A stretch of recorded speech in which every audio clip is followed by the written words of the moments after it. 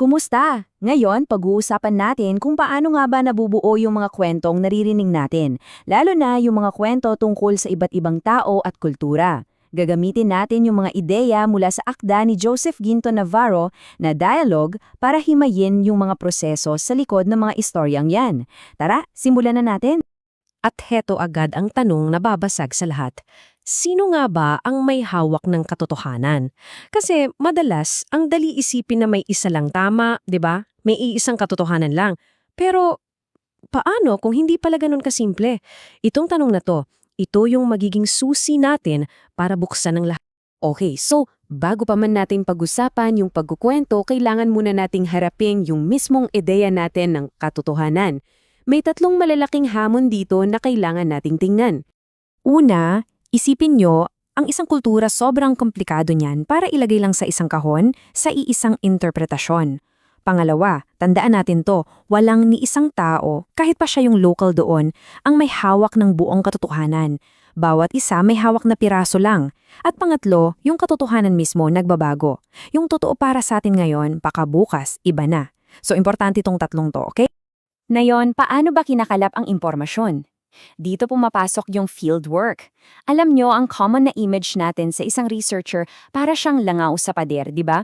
Tahimik lang na nagmamasid, hindi nakikialam.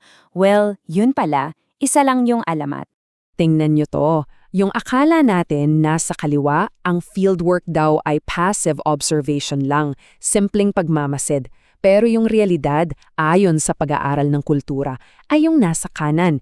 Isa itong aktibong pagtatagpo. Hindi lang to panunood, isa itong interaksyon. May usapan, may palitan. At itong sinabi ni Johannes Fabian, dito talaga yan tatama. Sabi niya, ang fieldwork ay fundamentally confrontational. Teka, hindi ibig sabihin nito ay away ha. Ang ibig sabihin, harapan. Isang pagtatagpo kung saan yung sarili ng researcher at yung iba o yung kausap niya naghahalo na. Hindi mo na sila mapaghihiwalay. Grabe, ang bigat ng ideya na yan, no? So, kung isa pala tong pagtatagpo, ano ngayon ang papel ng mananaliksik? Dito na bumapasok yung konsepto ng anino niya. Paano yung mismong presensya niya ay nagiging anino na humuhubog sa kwentong nabubuo? Ang tawag dito, positioned subject. Simple lang, ibig sabihin yan. Bawat researcher, bawat isa sa atin ay hindi isang blankong papel. May dala-dala tayong sariling background, sariling pananaw, at oo, kahit mga biases. At lahat yan nakakaapekto sa kung ano ang nakikita natin at kung paano natin yun binibigyan ng kahulugan. Tama yung sinabi ni Renato Rosaldo. Dahil lahat tayo ay may kanya-kanyang posisyon o lente, may mga bagay na mas madali nating naiintindihan kumpara sa iba. At hindi yung kahinaan na parte talaga yan ng proseso. Ang mahalaga, alam natin at kinikilala natin yun. Kaya heto yung pinaka-bottom line. Ang researcher ay hindi lang taga-record ng nangyayari. Sila ay aktibong bahagi ng negosyasyon para mabuo ang isang kahulugan.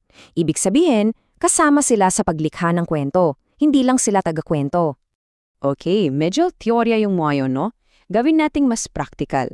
Ilapat natin lahat ng ito sa isang halimbawa na pamilyar sa atin. Ang media. Ano ba dapat yung ideal na sitwasyon? Well, dapat daw may isang level playing field. Isang espasyo na pantay kung saan balanse yung kapangyarihan ng nagtatanong at ng tinatanong. Para yung dialogo totoo at mabunga. Pero, heto yung malaking pero mula kay James Clifford. Sabi niya, yung mga sagot na naririnig natin, hindi yan yung purong katotohanan. Madalas, mga reaction lang yan sa presensya natin at sa kung paano tayo nagtatanong. Isipin mo, di ba?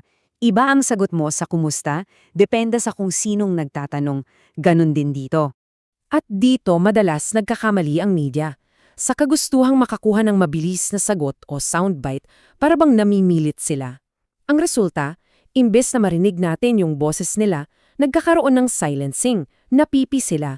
Ang laking kabalintunaan, no? Ang layunin mo ay magpaboses, pero ikaw pala mismo ang nagpapatahimik sa kanila. At ito yung mabigat na tanong na binabato sa atin. Sa ginagawa nating pagrepresenta sa kanila, sa pagpilit natin silang magkasya sa mga kwento natin, hindi kaya, imbas na palayain natin sila, lalo pa natin silang kinakadena, ikinukulong sa sarili nating mga istorya? Mabigat yan. Isang bagay na dapat talaga nating pagnilayan. So, saan tayo dinala ng lahat ng paghimay na ito? Ano yung pinaka-takeaway natin? Ito na ang konklusyon ng ating pagsusuri. At ang takeaway ay ito. Anumang article, balita o dokumentaryo na nababasa o napapanood natin, hindi yan ang katotohanan. Isa lang yan bersyon. Isang produkto ng isang pagtatagpo na hinulma ng kung sino yung nagsulat at kung paano niya naintindihan yung mga pangyayari. Kung ganon, ang layunin pala ay hindi para hanapin yung iisang absolutong katotohanan. Ang mas mahalaga ay dalawang bagay. Una, plurality, yung pagtanggap na may maraming version ng kwento. At pangalawa, generosity, yung pagiging bukas palad sa pakikinig at sa pag-unawa sa pananaw ng iba kahit gaano pa to kaiba sa atin. At dito kita iiwan. Kung bawat kwento pala na nababasa natin ay isang versyon lang at hindi ang kabuuan ng katotohanan, paano na tayo dapat makinig na yon? Paano nito babaguhin yung paraan natin ng pagkonsumo ng impormasyon? Yan ang hamon para sa ating lahat.